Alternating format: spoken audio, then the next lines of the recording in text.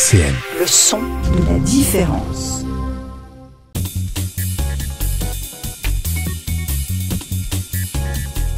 Le Forum des bailleurs sur RCN, en partenariat avec l'OMH. Bonjour tout le monde et bienvenue dans ce nouveau Forum des bailleurs. Quel plaisir de vous retrouver, OMH ici même au 1 rue Jean Perrin dans cet écoquartier de Pulnoy. Et on va commencer l'émission avec un nouvel invité pour la première fois qu'on reçoit ici au micro de RCN. C'est Enzo qui représente donc des racines et des liens. Comment ça va, Enzo ? Ça va, très bien. Bonjour Lionel. Merci d'avoir répondu à notre invitation, Enzo. Merci de m'avoir invité. Alors, tu fais pas mal de choses ici dans cette résidence senior, parce qu'on va principalement parler de ça. Explique-nous un peu qu'est-ce que c'est des racines et des liens, d'où ça vient, comment t'es venue l'idée ? Alors, Des Racines et des Liens, c'est une entreprise qui a pour but de concevoir et créer des jardins nourriciers. Donc, ce que j'appelle des jardins nourriciers, c'est des jardins donc plutôt comestibles, donc plutôt potagers. On en parlera ici où c'est assez particulier. On a une mélange surtout d'aromatiques, de plantes médicinales, donc ça dépend aussi beaucoup des ateliers qu'on va faire. Et l'idée donc Des Racines et des Liens, c'est de pouvoir animer ces jardins-là de façon participative et pédagogique. C'est vraiment la particularité où on va faire entièrement avec les personnes et donc avec l'OMH, avec les résidents, où on va se déplacer. En fait, on va venir chez les gens, proposer des ateliers et chaque jardin va être très différent en fonction des besoins, du contexte, des personnes qu'on a. Et donc moi, pour aller assez rapidement, j'ai du coup une formation paysagère de base, bac BTS, et ensuite j'ai fait une licence en médiation scientifique, en vulgarisation scientifique, en éducation à l'environnement, donc le but de transmettre des connaissances. Et j'ai eu cette volonté de mixer cette activité d'aménagement paysager, d'éducation à l'environnement, et m'est venue cette idée du coup que le jardin soit un outil pédagogique et surtout un outil de création de liens sociaux, que les gens puissent se retrouver, surtout dans ces contextes-là d'immeubles où les gens se croisent au pas de la porte. Et là, l'idée, c'est de se retrouver sur ce jardin qui est vraiment un petit peu, comme on appelle en Lorraine, le Quarail, le lieu de vie. Voilà. Et cette question de lien social, elle est dans le nom de ton entreprise. C'est ça. En quoi elle est importante pour toi ? Pour moi, elle est pertinente parce qu'on vit ensemble et on n'a plus dans les grandes villes, qui est Pulnoy aussi, ces endroits pour se retrouver qu'on pouvait avoir du coup et qu'on a encore dans les villages où on va avoir l'endroit où tout le monde se retrouve, l'aire de jeu qu'on a peut-être moins ici, surtout là où on a cette grande zone d'essai. Donc là, l'idée, c'est de se retrouver ici, en bas de chez nous. Et moi, j'ai vu avec l'activité, et je remercie aussi l'OMH qu'on a pu continuer pendant le Covid, par exemple, où mon activité a pris encore plus de sens, parce que grâce à l'OMH, grâce à Christophe, on a pu même se retrouver juste après le Covid, où l'avantage, c'est qu'on était en extérieur et c'était le seul moment où les gens signaient l'attestation pour venir aux ateliers, quoi. Incroyable. Donc, Alors, là, on a parlé du côté lien. Il y a le côté racine. Comment tu élabores, entre guillemets, tes plans, sans mauvais jeu de mots ? Très bon, je le ressortirai. Donc l'idée, c'est que le contexte va être très différent. Par exemple, ici, je ne sais pas si les gens vont pouvoir le voir, on est vraiment sur le parking en fait. On a privatisé entre guillemets une place de parking. Et donc là, la particularité, c'est qu'on a des personnes du coup plutôt âgées où se baisser peut être un petit peu un frein. Donc l'idée a été de concevoir sur mesure des bacs qu'on a entourés autour de la place de parking pour que les personnes puissent cultiver à hauteur sur des bacs. En fonction des contextes, on pourra le faire aussi en pleine terre. On a aussi, là on les a pas ici, mais dans d'autres résidences, on a des bacs pour que les fauteuils roulants puissent passer en dessous.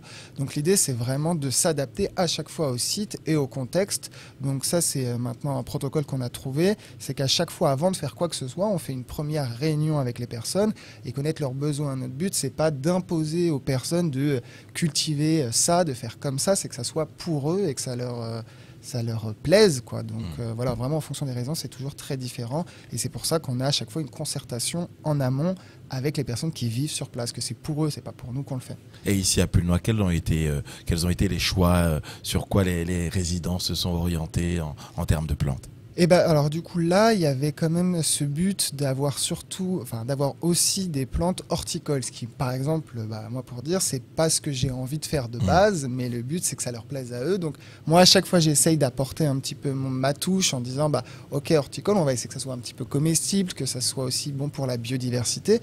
Et donc j'essaye toujours d'apporter ça, mais toujours en essayant de trouver un compromis, c'était le mot que je cherchais, avec les personnes qui vivent sur place. Donc là il y avait aussi la volonté de pouvoir avoir des plantes condimentaires terre, d'avoir des plantes aussi pour pouvoir faire des tisanes, etc. Et moi, j'essaye de leur apporter des petites variétés un petit peu plus intéressantes sur des variétés, par exemple, de tomates, des variétés de courges. Et on voit aussi ce qui fonctionne, ce qui fonctionne pas. Et l'idée, c'est petit à petit de grignoter un peu les espaces. Donc là, il y a peut-être l'idée d'avoir une autre place de parking où on pourrait créer un endroit où ils puissent aussi se poser, être sur place. Mais il faut toujours prendre en compte aussi le quartier, que ça ne vienne pas aussi un petit peu obstruer la vie des voilà, autres et riverains. c'est ça. Et surtout que ça ne devienne pas un endroit où les gens vont venir se poser, qui restent aussi tranquilles chez eux, quoi. C'est le risque qu'on peut avoir de créer un endroit super cool, tout le monde va vouloir y aller. Donc voilà, l'idée c'est de trouver à chaque fois ce compromis-là. Donc cool, mais pas trop. C'est ça, trouver. Alors après, l'idée c'est aussi de créer du lien avec le quartier, mais est-ce que les gens sont prêts à le faire? Donc l'idée c'est toujours d'essayer de commencer petit. On a une autre résidence, j'en parle très vite, où on a commencé tout de suite très gros sur 1500 mètres carrés. En fait, on s'est fait un peu déborder. Donc l'idée, c'est de commencer petit. Et petit à petit, si on voit que ça fonctionne, on continue. Si on voit que ça fonctionne pas, c'est pas grave d'arrêter, de faire marche arrière. Voilà, l'idée maintenant, c'est qu'on fait 3 ans maintenant avec l'OMH. Donc moi, j'ai appris avec eux aussi. Et l'idée, c'est que je prends aussi de leur expérience à eux. Donc voilà, ça marche très bien comme ça. Alors tu dis que ça fait 3 ans. On va parler un peu en termes de temporalité. Sur 3 ans, toi, tu viens les voir combien de temps, les résidents? Combien de fois dans l'année, par exemple? Ici, on va venir du coup 5 fois. Donc, on va commencer avec l'arrivée du printemps, donc entre mars et avril. Là, souvent, maintenant, c'est avril. Et on va venir donc 1 fois par mois sur des ateliers qui durent 1h30. Donc là, ça va être souvent c'est avril, mai, juin. On arrête pendant les vacances et on reprend septembre, octobre pour préparer le jardin pour l'année prochaine. Et le dernier atelier de l'année qu'on a fait, c'est essayer de voir déjà s'ils veulent continuer aussi à me voir, parce qu'il y a ça aussi. Les gens sont attachés aussi beaucoup à Enzo. Des racines des liens, c'est une chose, mais c'est surtout Enzo qui veulent revoir parce que c'est des petites habitudes qu'on met en place. Et l'idée, c'est que je mixe le jardin avec des ateliers, parce qu'on a la chance d'avoir cette salle où on est aujourd'hui, quand même on est à l'abri, ça nous permet de faire des ateliers tout le temps, et je leur propose des petits ateliers pédagogiques. Donc la dernière fois, c'était autour des petites bêtes, donc des insectes auxiliaires. Là, je leur ai fait un atelier sur les différents écosystèmes qu'on peut trouver en Lorraine. Et ils aiment bien aussi ce mix-là. L'idée, c'est de passer un moment où on va boire le café. Enfin voilà, c'est l'idée de créer du lien avec eux. Le jardin, comme je le répète, c'est en tout cas, ici, c'est vraiment un outil qui me permet de créer du lien social. Il y a aussi ce volet de vulgarisation qui te tient à cœur. Tu as implémenté des systèmes d'irrigation. Apparemment, tu es aussi force de proposition. Est-ce que tu peux nous en dire un peu plus? Les systèmes d'irrigation dont tu parles, du coup, c'est des Zoya. Donc en fait, l'idée, c'est que, et ça je m'en suis rendu compte avec l'OMH, c'est que dans les bacs, par exemple, les gens ne savent pas comment arroser. Moi, c'est vrai que c'est aussi le recul qu'il faut que je prenne, c'est que moi, ça me paraît logique d'arroser, de voir, d'arriver à observer. L'idée, c'est ils ne savent pas quand arroser. En plus, pour les personnes ici, prendre un arroseur de 20 litres ou même de 5 litres, c'est une contrainte. Il ne faut pas que ça devienne une contrainte. Et moi, c'est vraiment la zone où il faut que je fasse attention. C'est que le jardin ne devienne pas une contrainte et reste un plaisir. Et donc, l'Oya, ça commence à être assez connu maintenant. C'est des pots en terre cuite, en fait, micro-poreux qu'on va remplir d'eau, donc 5, 10 litres, 15 litres. Et quand la terre va être sèche, l'eau va par capillarité venir nourrir directement les plantes qui vont pouvoir absorber l'eau. Et l'idée, c'est que c'est plutôt plus facile pour les gens. Ils rentrent des courses, ils rentrent du travail, ils vont ouvrir du coup l'Oya. Il n'y a pas d'eau, on en remet. Il y a de l'eau, on n'en remet pas. Et donc, c'est assez facile pour eux. Et ça permet que ça devienne moins une contrainte et de la remplir 1 fois par semaine, 1 fois toutes les 2 semaines. Et là, on voit, je suis venu et je suis très content de voir que les Oya étaient pleines, même si là, il pleut beaucoup en ce moment. Mais les mâches poussent bien, les plantes se plaisent bien. Il reste encore, j'ai vu un poivron. Enfin voilà, mois de novembre, quand même incroyable. Alors, en général, il y a combien de personnes qui viennent participer à ces ateliers? Alors, en fait, on se rend compte que sur les résidences, on a un noyau qui va être toujours souvent le même, qui va être, là ici, c'est 4, 5, 6 personnes. Et on a en fait des personnes qui ne vont pas venir 1h30 à l'atelier, mais qui vont passer, qui vont discuter, qui vont rester 20 minutes, qui vont venir 1 fois de temps en temps. Et moi, au début, par exemple, je me disais, ah mince, mais j'ai que 5, j'ai 6 personnes, les gens restent pas. Et en fait, c'est là aussi où moi j'ai appris à me dire, mais en fait, c'est pas grave. Les gens, ils viennent 20 minutes, ils sont contents, ils voient par leur fenêtre, ils descendent, ils boivent un café, ils remontent. J'ai pas l'obligation de devoir forcément avoir les personnes 1h30 avec moi, mais l'idée que les gens puissent se rencontrer. Et il y a des résidences où en fait les gens se parlaient pas du tout, ils avaient peur l'un de l'autre et ils ont vu en fait qu'en venant, en fait la personne elle est très cool, elle est comme moi, elle est ici, elle a ce problème-là, elle a ça où je peux l'aider. Enfin voilà, c'est bien aussi de casser ces clichés aussi, ces idées reçues qu'on peut avoir, et c'est aussi le but de ces ateliers-là. Donc c'est vraiment des ateliers qui sont fédérateurs hein, pour les personnes. J'ai une question aussi, c'est quelle est la particularité de travailler sur ces ateliers avec des seniors par rapport à d'autres publics? Bah, honnêtement, il n'y en a pas vraiment. Il y a là où moi, il faut que je fasse attention, par exemple, sur ce qu'ils vont pouvoir porter, les outils qui vont être adaptés. Donc, par exemple, comme je disais tout à l'heure, les bacs en hauteur qu'on a mis sur certaines résidences. Là, par exemple, même si ce n'est pas les bacs PMR, ça reste des bacs en hauteur. Il n'y a pas vraiment de différence. Et ce qui est rigolo, je le dis souvent, c'est que quand je fais par exemple des animations, des outils pédagogiques, en fait, les personnes plutôt seniors, tu vas retrouver souvent les enfants sur des personnes qui ont des taux de concentration qui vont être plus légers. Le fait de m'interrompre de parler, en fait, il ne faut pas se vexer, ça devient presque un jeu, c'est rigolo et il n'y a pas une énorme différence, bien au contraire, quoi. De grands enfants finalement. Ouais, c'est ça, c'est un petit peu ça. Et du coup, en fait, au départ, je me disais, mais ils vont pas aimer ce jeu qui est plutôt pour les enfants. Et en fait, ils adorent. Et on leur amène peut-être pas ça aussi. Et là, je fais une digression, mais en ce moment, je suis sur un atelier aux provinces à Laxou avec des jeunes 18-20 ans. En fait, on a plein de clichés. En fait, c'est de bosser avec eux, d'être dans leur réalité, ça casse ces clichés. Je pense que c'est aussi très important de se rendre compte que c'est des gens comme toi et moi qui vivent juste pas dans la même réalité, dans le même contexte, quoi. Il faut aller les voir, quoi. Donc c'est aussi le but de ça, quoi. Alors pour terminer, Enzo, quels sont les futurs projets avec OMH ici à Pulnoy? Ici à Pulnoy, donc on va, je pense, je parle sous contrôle de Christophe. Christophe qui viendra au micro tout à l'heure, il n'échappera pas. Donc continuer sur ces ateliers-là. Et en fait, on essaye à chaque fois de rajouter 1-2 résidences chaque année. Donc là, on a une nouvelle résidence à Jarville où on va refaire des ateliers. On a potentiellement une résidence à Vélodrome aussi, Vendeuvre, du coup. Donc voilà, on rajoute une résidence toute dans l'idée de conserver les ateliers, parce que ça je ne l'ai pas dit tout à l'heure, mais c'était aussi ce but-là de mon activité, c'est que dans les écoles, dans les maisons de retraite, ou même là avec les bailleurs sociaux, il y a des gens qui vont être très motivés de mettre en place un jardin, sauf que le but c'est de le pérenniser. Et ça c'est souvent dur, parce que la personne qui est ressource, si elle s'en va, le jardin il périclite, et donc tu as motivé des gens pour en fait que le projet s'arrête. Donc le but de mon activité c'est ça, c'est vraiment de pérenniser dans le temps. Donc notre but c'est d'arriver à conserver à chaque fois, mais on a des résidences où ça fonctionne moins, où il y a peut-être moins de pertinence, donc il vaut mieux arrêter à un endroit où ça fonctionne pas pour le proposer ailleurs. Et comment on peut te contacter pour avoir des racines et des liens, pour avoir des conseils, peut-être des interventions? On peut me retrouver du coup sur Facebook, sur mon site internet, et on va retrouver mon numéro, mes coordonnées. Donc voilà, et on peut me retrouver aussi, moi j'ai mes bureaux à Vendeuvre, Bianca Maria, sur un jardin qu'on a créé, qui est ouvert tout le temps. On peut aussi aller voir ce que je fais directement rue des Écuries à Vendeuvre. Ok, merci beaucoup merci Enzo d'être venu dans cette émission, dans ce forum des bailleurs. Alors on va faire une petite pause musicale, si tu le veux bien, et on va parler de liens avec Bill Withers dans le morceau Lean on Me, qu'on écoute tout de suite sur RCN 90.7. Le forum des bailleurs sur RCN, en partenariat avec l'OMH. Et on est toujours dans ce forum des bailleurs avec OMH, ici même, studio délocalisé au 1 rue Jean Pellerin à Pulnoy, dans cet écoquartier. On parle de la résidence senior et m'ont rejoint plusieurs personnes autour de la table, à commencer par Christophe Detoré qui représente l'OMH. Bonjour Christophe. Bonjour à tous. Hans Mazotier pour l'OHS. Bonjour Hans. Bonjour. Jessica pour l'ADAPA. Bonjour. Et aussi Alain et Brigitte. Bonjour tous les deux. Pour le kirigami.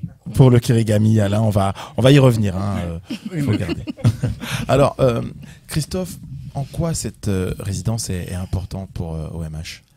Alors c'est une de nos 5 résidences seniors, qui est exclusivement réservée aux personnes âgées, donc âgées de plus de 65 ans en général. C'est un peu notre critère d'attribution. Et c'est important aussi qu'on ait un lieu, donc dans cette résidence, il y a une salle au rez-de-chaussée qui est un lieu de convivialité. Ça a été voulu comme ça au départ par l'OMH.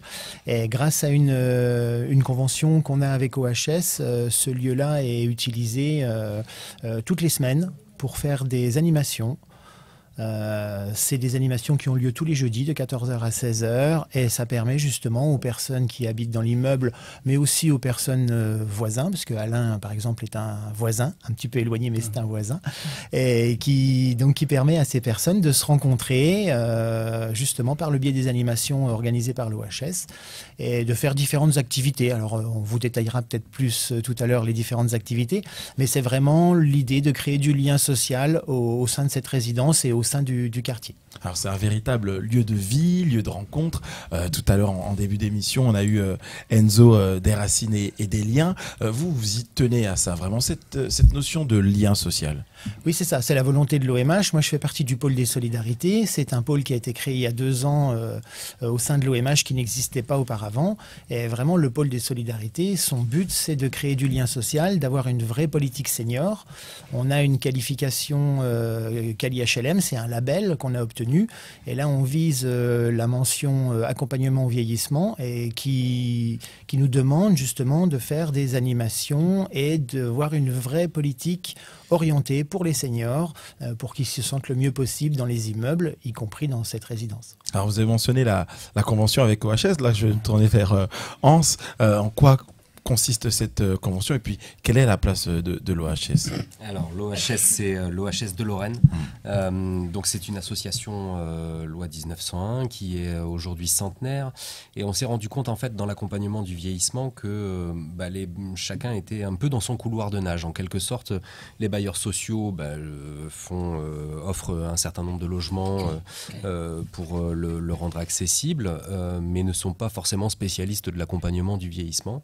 Et on a donc été les rencontrer pour leur proposer, dans le cadre de la nouvelle direction des solidarités, de pouvoir travailler ensemble, c'est-à-dire d'additionner les expertises les unes aux autres. Le bailleur social étant spécialiste de l'accompagnement dans le logement et nous, OHS de Lorraine, accompagnement du vieillissement. Parce qu'il faut savoir qu'aujourd'hui, c'est à peu près 1 Lorrain sur 3 qui a plus de 65 ans.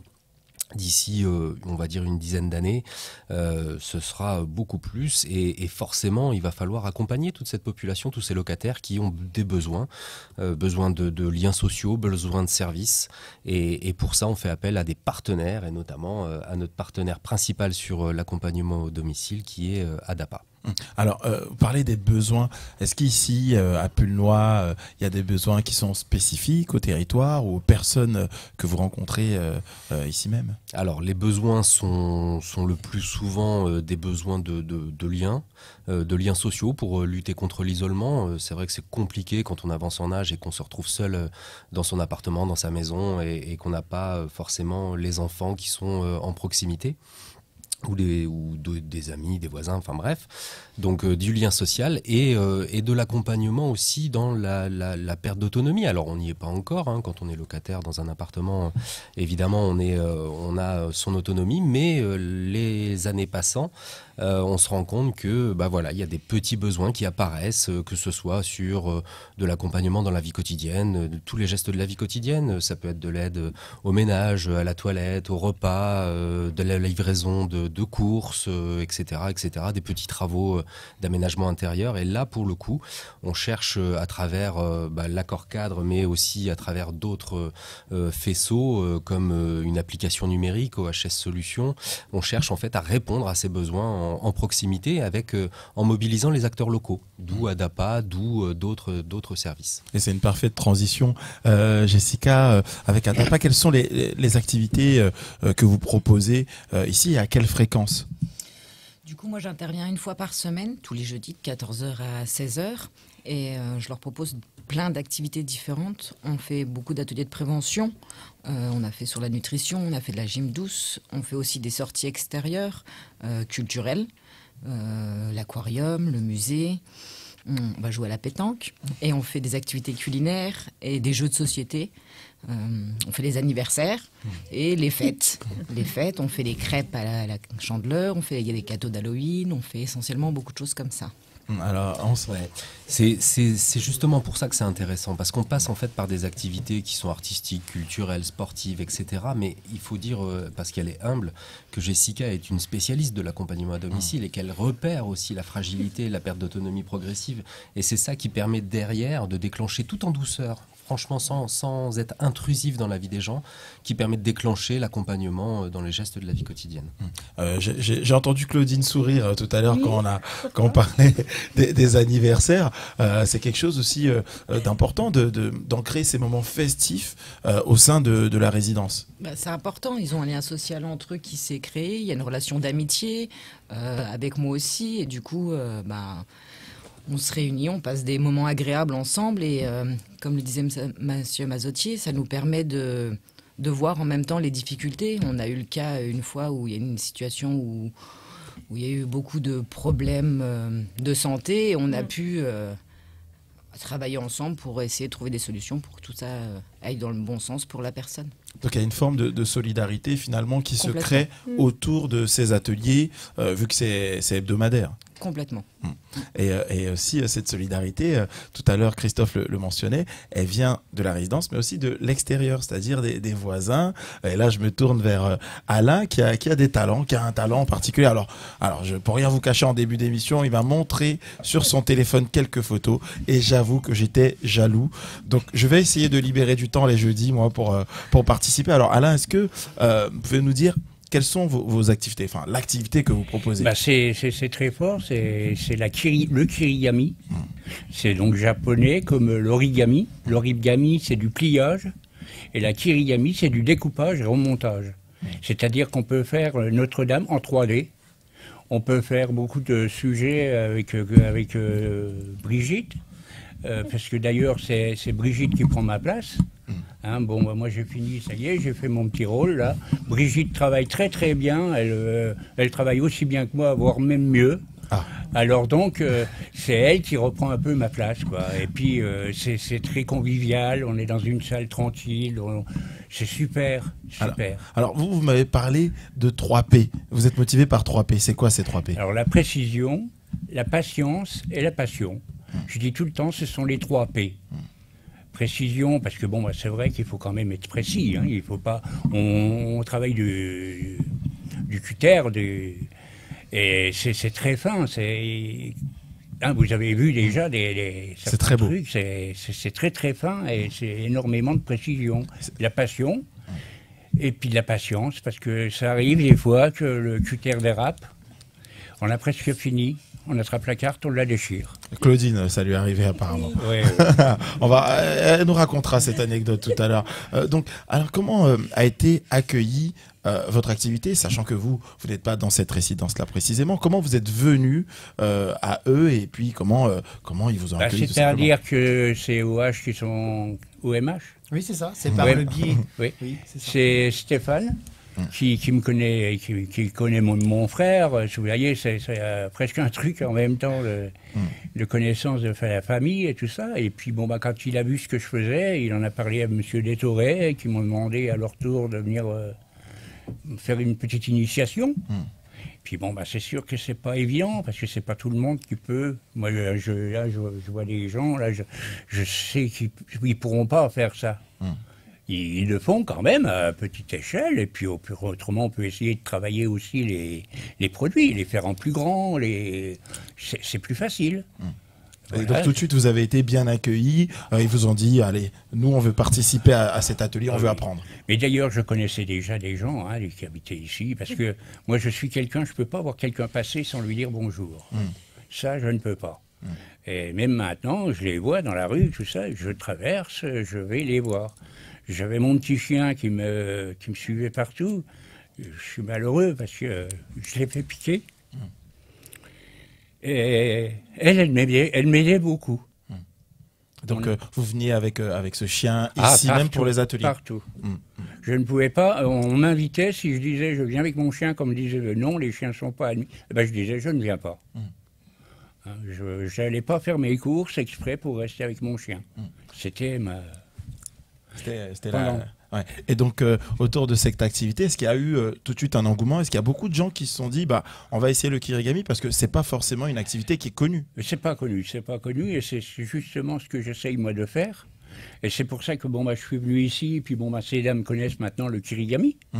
Hein, et puis comme Brigitte, elle est super, puis elle est motivée. Hein, je le sens.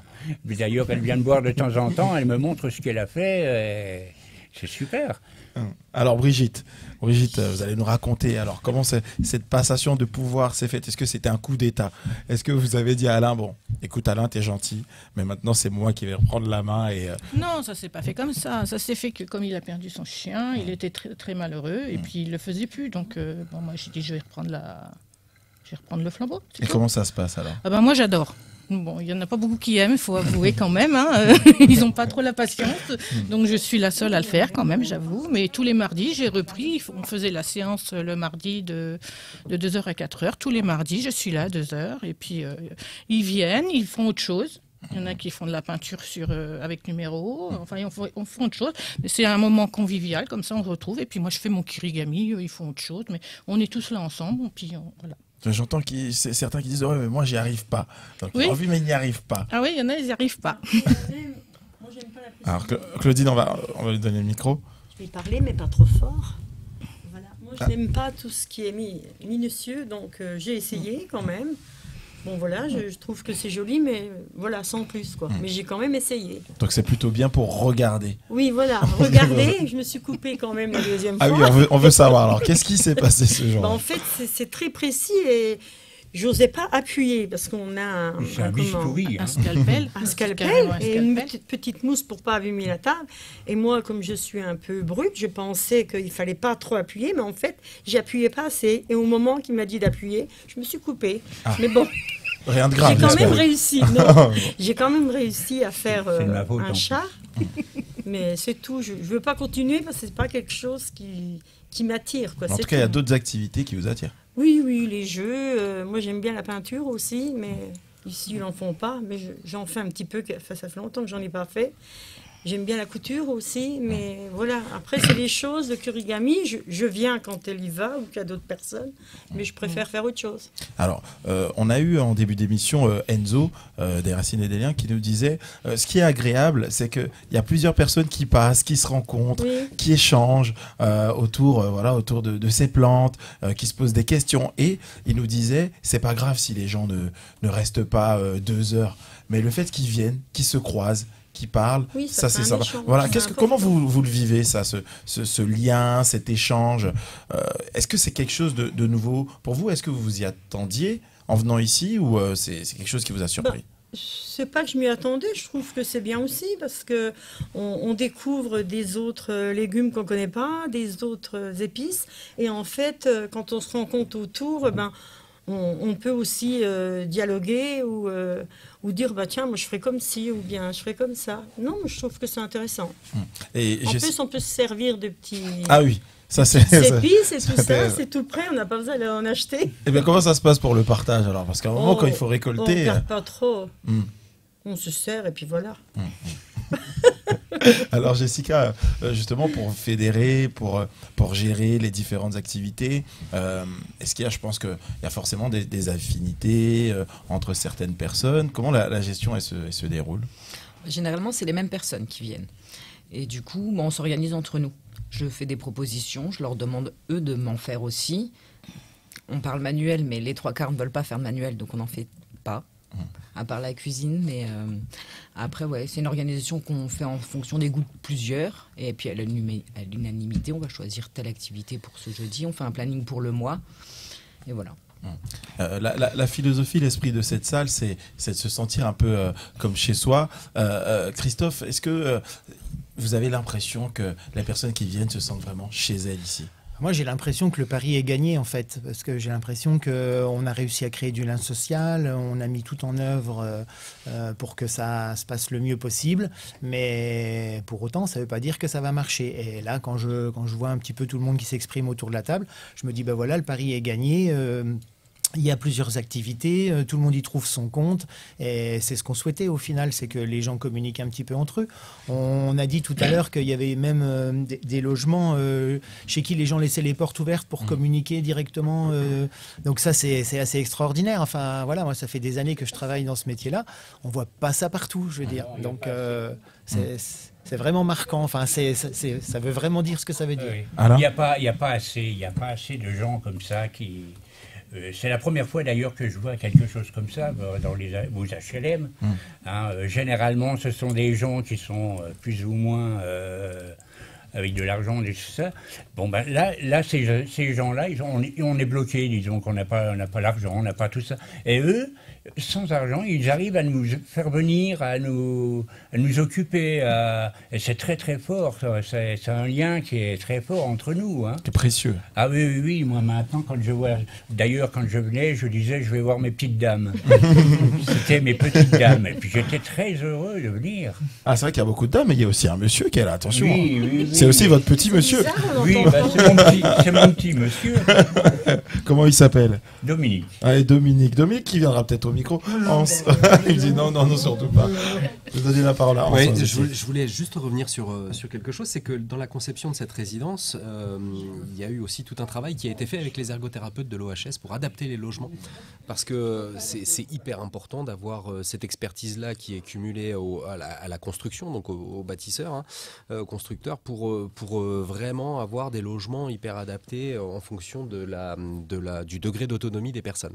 Et c'est vrai que c'est tout un concept, et je suis d'accord avec Christophe quand il dit que le pari est réussi, parce que ce concept-là qui vise à proposer aux résidents de la résidence, donc dans des logements adaptés, plutôt vieillissants, etc., toute une animation avec des partenaires locaux, trouve en fait constitue un véritable pôle ressources pour le territoire. C'est-à-dire que ce qui est fait ici irrigue petit à petit, par capillarité, on va dire, irrigue en fait tout le territoire. Et ça, c'est super important. Et je pense que effectivement, le pari est gagné. Est-ce que vous avez eu des retours sur justement ouais, bien sûr.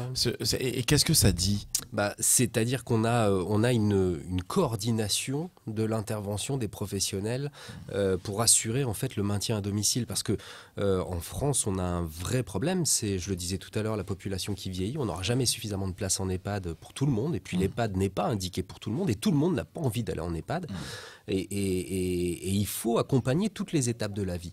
L'accompagnement à domicile, ça constitue un véritable enjeu pour toute la société française. Et à partir de là, si on ne crée pas des solutions intelligentes en additionnant les expertises les unes aux autres, on passe à côté de la cible et on passe à côté de la réponse. Et le dernier point que je voulais dire, c'est, je ne sais plus votre prénom, Alain. Alain qui disait, voilà, ça s'est construit comme ça, et puis on ne trouve pas forcément ces réponses-là partout. C'est vrai que je trouve que ce qui est important, c'est de partir du besoin de la personne. Jessica disait que voilà, il n'y avait pas trop de demandes sur des ateliers manuels, mais plutôt sur d'autres choses.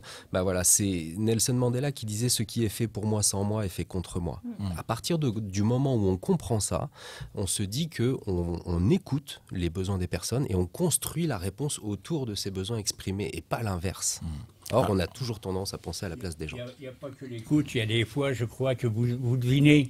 Vous devez deviner aussi, parce que les gens ne parlent pas, ils restent dans leur petit coin, beaucoup, et sans parler du fait, vous devez deviner, je pense. En fait, c'est un métier.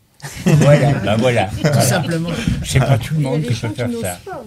Claudine ? Excusez-moi.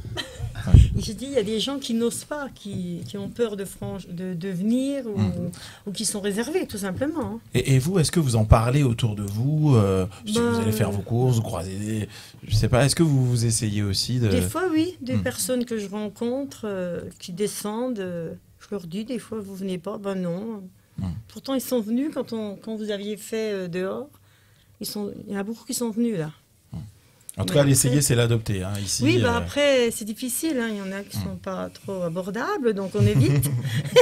Mais voilà, après, oui, j'en discute. Alors, on parlait du sentiment de se sentir chez soi, à la maison. S'il y a un chemin que vous ne perdez pas, c'est bien celui de cet endroit, contrairement à Ise, qu'on va écouter dans ce morceau qui s'appelle Corps, où elle a perdu le chemin de sa maison. Le Forum des bailleurs sur RCN, en partenariat avec l'OMH. Et on est toujours dans le Forum des bailleurs, ici même au 1 rue Jean Pellerin à Pulnoy, dans cet écoquartier, dans cette résidence senior avec OMH. Et on parle du fait de se sentir bien dans cet endroit, de se sentir à la maison. On peut parler aussi des volontés des seniors. Tout à l'heure, Alain mentionnait le fait d'être compris sans même avoir à en parler. Et Hans, quels sont les projets à venir, justement? Est-ce que vous avez senti de nouveaux besoins, peut-être, de la part de ces résidents? Ce dont on se rend compte, c'est qu'effectivement, il y a toute une couche de population, une génération, j'allais dire presque, qui n'utilisait pas forcément le numérique. Et forcément, comme toute la population vieillit, on est tous logés à la même enseigne sur ce coup-là, c'est une seconde génération, la génération d'après, qui arrive et qui, elle, utilise le numérique. Et on se rend compte qu'en fait, l'accompagnement, il doit passer par les deux voies. À la fois la voie du numérique, mais pas que. Et à la fois l'accompagnement humain, mais pas que non plus, parce que certains peuvent aussi lutter contre l'isolement avec cet outil qui est un smartphone, une tablette, et pour ça il faut développer en fait les applications qui vont bien, les fonctionnalités qui vont bien, et il y en a marre en fait. En tout cas, c'est ce qu'on recense et ce qu'on ressent, ce qu'on écoute de la part des personnes qu'on accompagne. Il y en a marre de rentrer dans une application, mettre un identifiant, un mot de passe dont on se souvient parfois et pas tout le temps, pour sortir de l'application, rentrer dans une autre application. Je ne veux pas donner de nom, mais quand il s'agit de la messagerie, quand il s'agit de faire ses courses, quand il s'agit d'acheter du matériel, quand il s'agit de faire du transport, de prendre rendez-vous chez un médecin, etc., on passe par différentes applications. Et ça devient compliqué quand on perd en fait des capacités. Donc c'est pour ça qu'on a créé OHS Solutions. C'est une application qui va arriver là en décembre et qui va permettre d'intégrer en fait toutes ces fonctionnalités au sein d'une seule et qui est adaptée en fait aux personnes qui avancent en âge, mais aussi qui sont en situation de handicap. Et donc on va accompagner Jessica et puis les locataires ici à une découverte progressive avec des ateliers informatiques qu'on va mettre en place. Pour permettre en fait aux uns et aux autres de bénéficier à la fois de liens sociaux par la voie du numérique, par la voie des ateliers, ce qui est fait les jeudis après-midi, mais aussi l'accès à toute une série de services. Brigitte, est-ce que ce sont des questions qui vous parlent, ces questions de numérique? Est-ce que vous êtes confronté parfois à des difficultés concernant les applications, ou est-ce qu'au final vous arrivez à vous en sortir autrement? Ce que j'arrive pas à m'en sortir, ma fille est là. Comme beaucoup, je suis désolée. Ma fille habite pas loin et hop, j'y vais, je me monte mon PC et puis tu me fais ça et puis ça y est. Vous l'appelez et puis là c'est réglé. Oui. Claudine, peut-être. Moi j'essaye, ça parle fort là. c'est normal. J'essaye de me débrouiller. Quand j'ai un petit souci, je dis à ma fille, mais elle me dit tu fais ça. Bon, je dis d'accord, je me débrouille un peu toute seule parce que pour elle ça va passer vite. Mais j'essaye de le faire moi-même. Voilà. Et ça, Jessica, est-ce que ça aussi, ça remonte dans les besoins, cet accompagnement au numérique, ou est-ce que finalement, les personnes se disent, bon, je vais me débrouiller, je vais appeler mon enfant, je vais faire autrement? Ça dépend. Il y a ceux qui ont leurs enfants, il y a ceux qui les ont pas. Et ceux-là qui ont des besoins et qui sont seuls et qui peuvent pas les faire. Donc du coup, nous, on est là et avec OHS Solutions, on peut pallier à ça. Pour justement leur apprendre à s'en servir. On le fait avec Francine, qui, elle, n'est pas du tout intéressée, mais on l'initie tout doucement. Elle vient, elle participe aux tests qu'on fait sur la mise en place de cette application. Et elle aime sans trop aimer, mais elle s'adapte quand on le fait. Elle vient, elle participe quand même de bon cœur. Après, oui, c'est des besoins qui deviennent importants. Moi, je le vois sur les domiciles, parce que je travaille aussi à domicile. Et au domicile, les gens, ils ont besoin pour les impôts, pour plein de choses comme ça, qui ne savent pas faire des papiers. La livraison de courses, ça devient extrêmement cher de passer par Cora, par chez Leclerc. Et nous, avec OHS Solutions, il y a beaucoup de choses qui peuvent être faites. Nous, on a fait un réseau social entre nous sur OHS Solutions. C'est qu'on partage les photos de nos activités, on s'envoie des messages, on met les activités, je sais qui vient, qui sera pas là. Donc ça aussi, c'est une autre relation qui se crée via les multimédias. Et justement, pour maintenir cette relation-là, parce que là, vous intervenez de façon hebdomadaire, comment vous faites pour arriver à maintenir les personnes à chaud pour qu'elles aient envie de revenir la semaine d'après, le mois d'après? Je les menace. Je pense que ça marche très bien, la menace. Hein, Brigitte, elle est d'accord. Parce qu'elle est adorable. On vient, c'est que pour elle. Elle vous menace d'amour, en fait, c'est ça? C'est la relation qui s'est construite. Après, ça ne matche pas avec tout le monde. Il y a des gens nous aiment moins. Et moi, je pense que le contact s'est bien fait entre nous tous ici et qu'on a réussi à créer de belles relations. Après, ça fait partie de mon métier aussi, de créer des relations avec les gens, de repérer les besoins, de ce qu'ils ont, ce qui est nécessaire pour eux. Et puis, c'est ce que j'aime faire. Donc, du coup, je pense que ça matche bien. Ça rejoint ce qu'Alain disait, d'ailleurs. Et moi, je les soutiens aussi parce qu'une fois, ils avaient une sortie. Je suis sorti avec eux et c'est la DAPA qui nous a emmenés sur place et tout. Ils ne m'ont pas posé de questions, j'habitais pas ici, mais ils m'ont emmené avec eux. Donc c'est ce que j'ai trouvé super, ils n'ont rien dit, ils ont dit bon, bah, Alain est là, il vient avec nous. Ils ont mis mon fauteuil manuel dans leur voiture et on est parti. C'était super, c'était gentil, c'était tout. Et je les remercie, je sais qu'ils ne sont pas assez payés. Mais ça, je le dis assez fort parce que c'est un boulot ingrat qu'ils ont. Vous savez, le temps des boniches, tout ça, c'est fini, mais il y en a encore qui y pensent.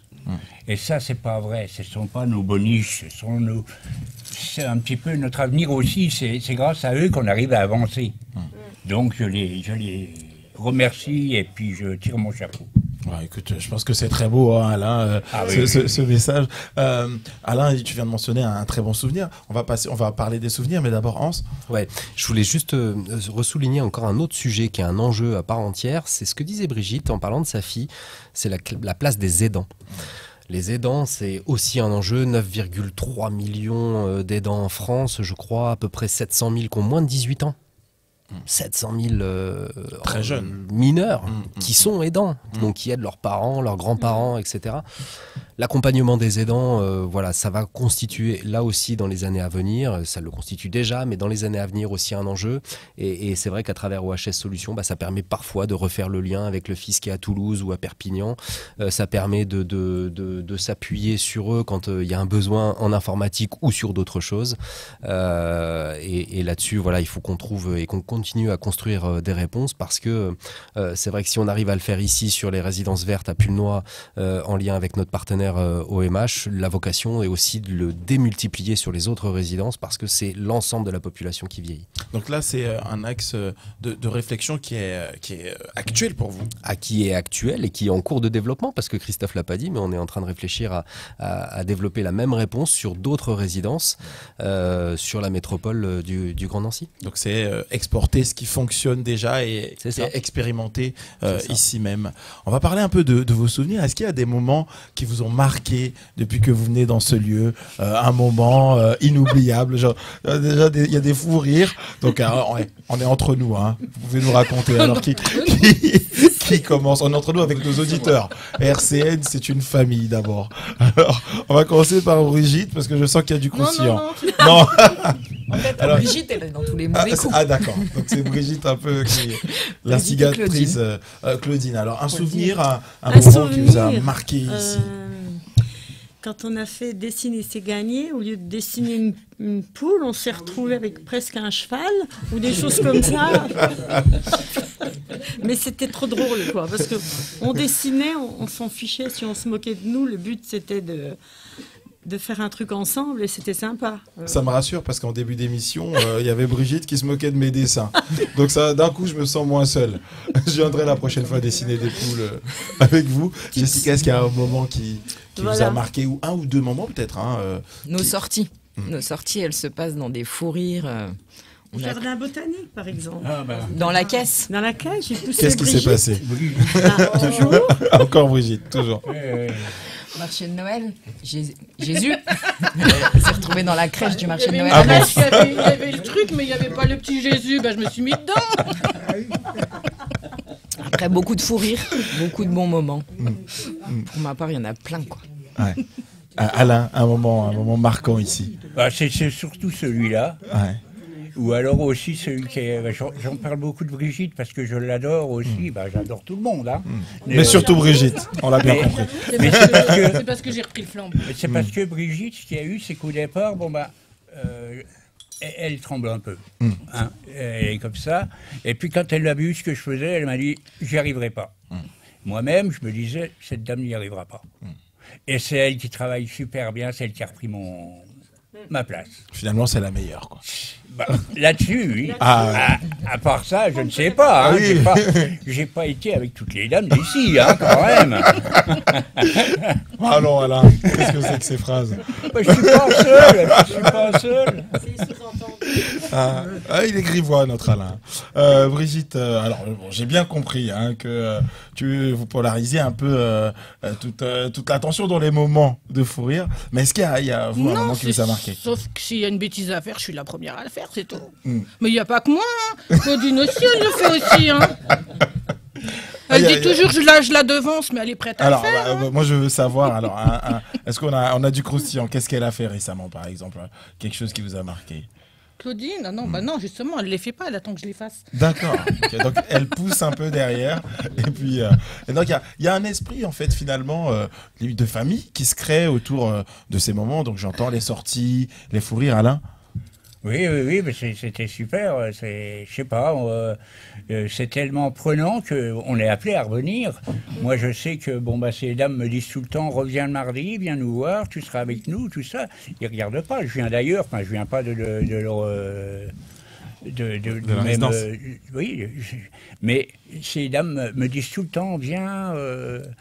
Pour l'instant, j'ai toujours encore un peu de mal, mais je sais que je vais revenir et avec ces dames, je serai heureux et voilà. Et puis, si un jour ces messieurs, ils ont besoin de quoi que ce soit pour essayer de relancer, même dans un autre bâtiment ou n'importe quoi, je serai toujours présent pour essayer de les aider. Ah, attention. Avec mon peu que je sais. Et c'est déjà énorme, hein. On est en radio, on n'a pas. Alors on a de la vidéo certes, mais on n'a pas de quoi montrer. Peut-être qu'on diffusera les photos de ce que vous faites en kirigami. Si vous voulez, oui. Et puis comme je dis, moi, les gens que je rencontre, tout ça, je leur dis, venez chez moi, venez boire un café. Je dis même, puis vous verrez un peu ce que c'est. Mais sans vouloir les faire payer, hein, puisque moi, la plupart du temps, j'offre. Hein. J'offre tout. De toute façon, tout ce que je fais, moi, quand je fais des ventes, des expos-ventes, ça part pour le Téléthon, la FM. Tout ce que je fais, c'est pour la FM. Donc, je dis aux gens, venez chez moi, venez boire un café. Et ce serait tellement plus beau si plus de gens venaient. On l'espère. Oui. Alors pour conclure, Hans, est-ce que finalement on n'est pas là sur l'aboutissement de la réflexion d'origine, c'est-à-dire créer une émulation et, je le disais tout à l'heure, limite un sentiment d'appartenance, un esprit même familial. En fait, c'est pas l'aboutissement, c'est le démarrage. Parce que ce projet-là, Résidence Verte, c'est réellement une expérimentation, hein, je crois qu'on peut le dire comme ça. Et elle montre qu'elle porte ses fruits, que la modalité d'organisation du partenariat au sein de cette résidence-là, on a réussi, à travers ce qu'on avait projeté comme objectif, à les atteindre. Donc c'est ce qui nous amène en fait à démultiplier cette initiative dans d'autres résidences de l'OMH. Et puis pour aller sur l'esprit famille, moi je dirais que c'est à travers les différents supports qu'on a pu utiliser, c'est la création petit à petit d'une communauté de territoire. Parce que au-delà de la résidence et des activités qui sont à destination des résidents, c'est aussi toute cette propension à pouvoir la diffuser sur un territoire. Et le territoire, c'est pas un territoire très vaste. Ça peut être une rue, ça peut être un quartier, ça peut être quelque chose de relativement restreint. Mais cette communauté, cet esprit de communauté, de territoire, d'entraide, auparavant, souvenez-vous, l'accompagnement du vieillissement passait par la mobilisation des enfants, des petits-enfants, de toute la communauté de proximité. Des voisins. On appelait ça les solidarités de proximité. On est en train, petit à petit, ni plus ni moins, de les recréer. Donc on n'invente rien. Alors je vais laisser le mot de la fin aller à Brigitte. Brigitte, qu'est-ce qu'on peut vous souhaiter pour la suite? Que ça continue comme ça. Très bien. Que ça continue comme ça. Eh bien, on vous le souhaite largement. Merci Hans, merci Christophe, merci Claudine, les deux Claudine d'ailleurs. Et il y a aussi Stéphane qui s'est caché, mais la prochaine fois, On le prendra en émission avec nous. Merci Jessica, Alain, Brigitte. Merci à la technique aussi aujourd'hui. Et puis j'espère qu'on se revoit bientôt dans une prochaine émission. Merci à vous. Avec OMH. Merci à vous tous. Tu m'as dit que tu venais un jeudi. Ah faut que je vienne un jeudi. Je me suis engagé. De toute façon, voilà. Les auditeurs l'ont entendu. Ils vont me reprocher. Ils vont me demander des photos. Donc je viendrai un jeudi. Merci à vous. Et puis quant à nous, on se retrouve très bientôt dans un autre forum des bailleurs avec OMH. Au revoir. RCN, www.rcn-radio.org